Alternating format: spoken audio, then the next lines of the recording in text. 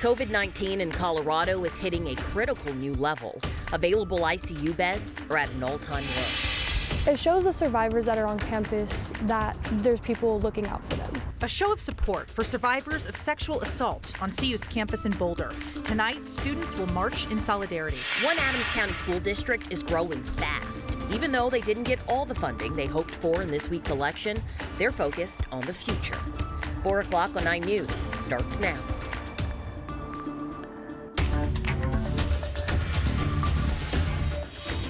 Colorado is at a breaking point. There are less than 100 ICU beds right now in this state. That is the lowest point ever throughout the pandemic, and hospitals have already started turning patients away and transferring people to other locations. Right now, nearly 1,300 people in the state are hospitalized with COVID-19. 80% of them are unvaccinated. That means 20% are vaccinated.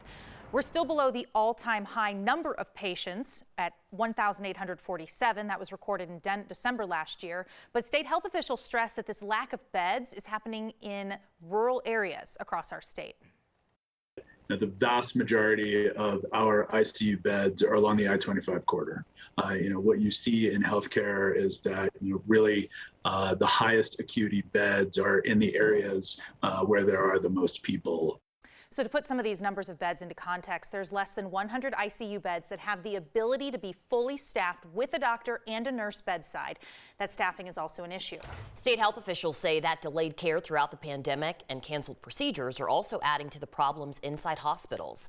The state is also getting ready to vaccinate kids ages 5 and up. They've got reoccurring clinics with Children's Hospital Colorado. That starts tonight. There will also be other clinics throughout this month and next, specifically for kids 5 to 11. You can find more details on the state's website. As more providers receive vaccine, they're opening vaccine scheduling appointment opportunities for parents.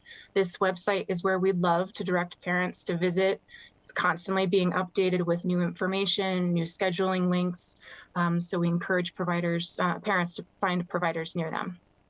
We have a link to that on our website, 9news.com. Young kids will get 2 shots, 21 days apart, and they're about 1/3 the size of an adult dose.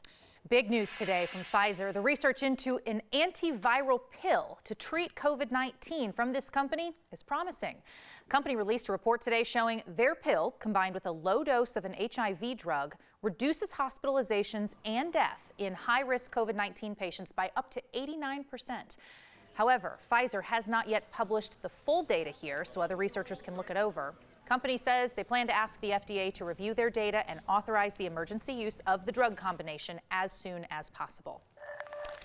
Let's get you a live look outside on this really pretty Friday. We've got a beautiful weekend ahead for us as well. Danielle is in the Weather Center with a first look at your forecast, bringing the sunshine with that yellow too. I'm trying, you guys. I thought I would put away all the yellow dresses and stuff, channeling Mother Nature. Not the case. This weekend, are you ready for the 70s?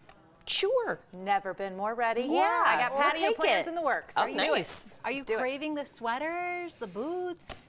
It's just a confusing time. I feel like, I don't know really what's going on, but I wake up and just roll with it. I know, you have to. Just going to have that revolving closet pretty much this time of the year. As we're looking at temperatures in the 70s once again this afternoon, bright blue skies across downtown Denver. It looks glorious out there. Feels pretty good too. Downtown looking good on a Friday afternoon, and the mountains equally as gorgeous. 74 right now out at DIA. We're in the mid to upper 70s off to the eastern plains. Look at you, Kremling, Eagle, Meeker, even Grand Junction, all sitting in the 60s. We'll stay in the 70s for at least the next hour or two and then quickly cool off, but mostly clear skies, kind of the name of the game for the next couple of days. As we look at the winds, they're kicking up just a bit across the Front Range Mountains and then across the far northeastern plains. They will kick up even more tomorrow as we will be tracking some high fire danger, especially around southeastern Colorado. Much of the country looking at dry conditions. We do have a system pushing up into Florida as well as Georgia, the Carolinas, and then off to the Pacific Northwest, another front barreling right on through, bringing some rain and snow. Around here, we're in for a warm up. Once again, temperatures probably even warmer than what we're seeing today. Where in the world is the snow? I'll let you know because we still haven't officially seen any here in Denver. I do have a bit of a cool off coming our way, so we will have to bust out the boots, sweaters before you know it. That full forecast, guys, coming your way in just a few. Funeral services were held today for a firefighter from Joes, Colorado in Yuma County who died in the line of duty 10 days ago. Larry Wyatt was battling a fire in a cornfield when the winds started to shift. Today, community members lined the processional route to show support for his family. They started from the Kirk Fire Hall. They traveled county roads to the Joe's Fire Station. Then they held a funeral service that was open to the public. At the end of the funeral, a firefighter sea of blue gathered to line the path for the family to carry firefighter Wyatt back to his fire truck. We have learned that one man is dead and another person is in critical condition after a shooting in Denver early this morning. And police say a third person suffered minor injuries. This happened near the Rhino neighborhood in I-25, Globeville Road and Park Avenue West. That was the area, sometime before 4:30 a.m.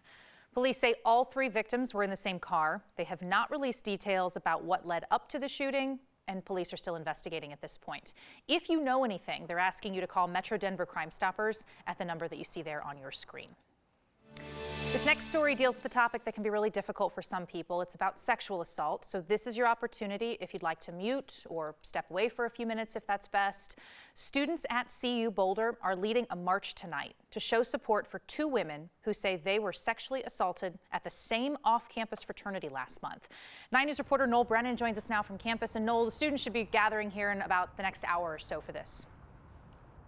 Right, Jenny. So all of this spread through word of mouth and on social media. We met with one of the organizers of the march this afternoon. She says that students are going to be gathering here. There are going to be a few speakers, and then at 5:30, they're going to march from here to that fraternity off campus. All of this came about after those two women came forward saying they were sexually assaulted at Pi Kappa Alpha fraternity. And here's what we know from Boulder Police. The first incident took place the night of October 23rd or early the next day at that frat house. The second happened about a week later on Halloween. Boulder Police say both investigations are in the early stages right now. After these women came forward, news spread quickly across campus, and one of the organizers of tonight's march says that she is a survivor of sexual assault, and she says she wants the frat house and those responsible to face consequences.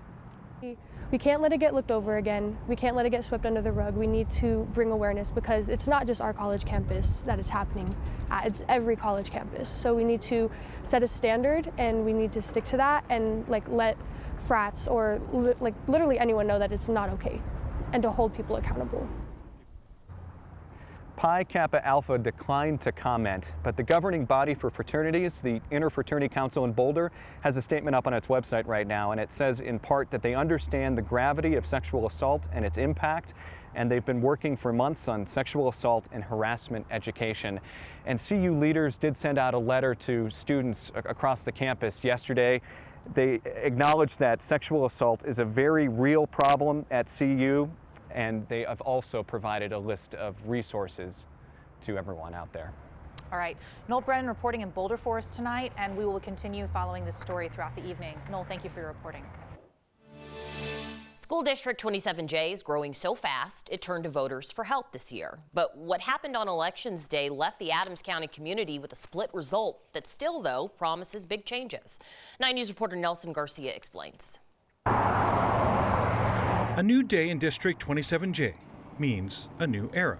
You can see that our numbers are growing. The area in Brighton, Commerce City, and Thornton adds homes and students every day. So 27J asked voters two questions: increase property taxes for more money for operations, and a $515 million bond issue to build enough schools to keep up with all the houses. On election night, the building question passed by 1,130 votes. The operations funding question lost by 897, a split decision. Teacher salaries, recruiting, and retaining high-quality staff was not as prevalent in their mind. Janelle Asmus runs communications for District 27J. And even though the mill levy did not pass with voter approval, the problems don't go away. She says schools will have to cut back even further after the election loss. But Asmus wants to focus on the big win. The issue of overcrowding and our growing and expanding school district was more prevalent, so people did understand that. She believes enough people who voted no on question A changed their minds and voted yes for question B, ushering in a new era of building 5 more schools to keep up with all the houses. We are now on pace to meet those needs. And it was really essential for our community to see that need so that we can turn the next corner in the journey of our school district and our community. In Brighton, Nelson Garcia, 9 News. According to the Adams County Clerk and Recorder's unofficial results, Tuesday's election had an overall turnout of about 29% of all eligible voters. In addition to new schools, the money will be used to renovate buildings across the district. Still to come at 4, we have our first winner of the Colorado Succeeds Prize. We'll take you inside the Clear Creek School District at 4:30. First, though, we take you to Capitol Hill, where it looked for a moment like Democrats may pass the president's agenda. Instead, they delayed a vote once again. Looking live outside where it is sunny and just so gorgeous on this Friday. How long will this warm stretch last? Danielle's here. She's back with your full forecast just ahead.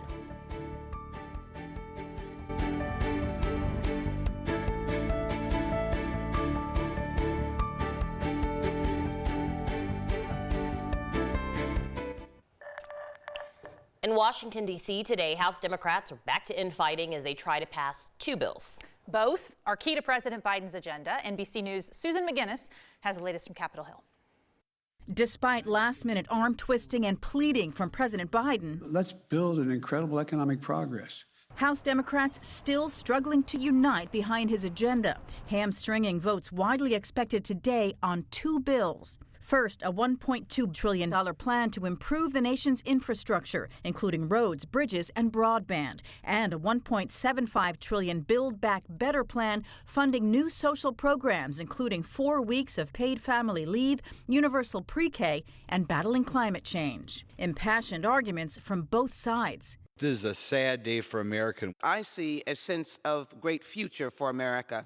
Holding up the vote, a small group of moderate Democrats asking for a more complete budget analysis, concerned about how the programs will be paid for. We have a diverse set of points of view in the Democratic caucus. We celebrate that. That's a good thing, but it also sometimes makes threading a needle like this one a little more difficult. While the infrastructure bill has bipartisan support and has already passed the Senate, the larger social spending bill has only Democratic support. Republicans arguing voters sent a clear message this week with key losses for Democrats on Election Day that Americans don't want these high levels of spending. If they go forward with this, they are misreading what the voters said in Tuesday's election. They argue a $3 trillion agenda would fuel inflation and bust the budget. But for Democrats, taking more time to get it right is worth it. While the infrastructure plan has support from both parties, the larger Build Back Better plan faces tough obstacles in the Senate going forward. In Washington, Susan McGinnis, NBC News. Elsewhere in Washington today, family, friends, even former colleagues honored Colin Powell's life. The funeral service was held at the Washington National Cathedral. Powell was a retired 4-star general, the country's first black Secretary of State and chairman of the Joint Chiefs of Staff. Among the people eulogizing him today was the woman who preceded Powell as the nation's top diplomat, former Secretary of State Madeleine Albright.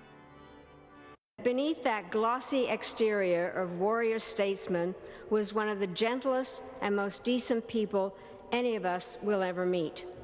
As I grew to know him, I came to view Colin Powell as a figure who almost transcended time, for his virtues were Homeric: honesty, dignity, loyalty, and an unshakable commitment to his calling and word. These were the same traits he sought tirelessly to instill in the soldiers under his command, the diplomats he led, the colleagues with whom he worked, the readers of his books, the audiences that flocked to his speeches. Colin Powell died last month due to complications from COVID-19. He suffered from serious underlying health conditions. He was 84 years old. Ladies and gentlemen, Opening arguments began today in the trial of 3 men accused of murdering Ahmaud Arbery. He's a 25-year-old man gunned down as he was jogging through a neighborhood in rural Georgia. Prosecutors call it a case of faulty assumptions and bad decisions, while the defense describes the 3 men accused as driven by duty and responsibility to themselves and their community. Stop or I'll blow your head off. That's what he said to Mr. Arbery. Mr. Arbery was trapped like a rat. That's what he told the police. Trapped like a rat.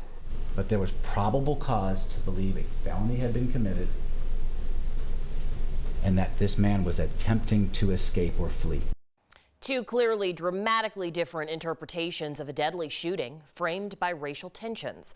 The jury is made up of 11 white members and 1 black person. The trial is expected to last at least 3 weeks. Let's go back outside again here in beautiful Colorado. Danielle will be joining us with your full forecast. That is just ahead.